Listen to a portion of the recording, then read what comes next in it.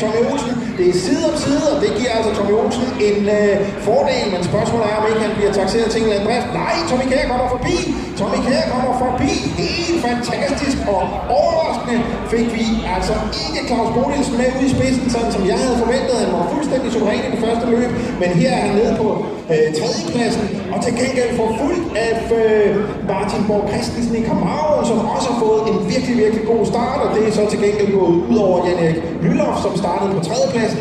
Han er blevet henvist til femtepladsen. Hvad siger du, Thomas? Er det ikke Thomas er voldsomt ud, da først kommer så vi Thomas starter med Porsche og Tommy Kjær, altså en ting er Porsche, er en sindssygt god start, og kommer rigtig meget sted. Du er slet ikke på til at skifte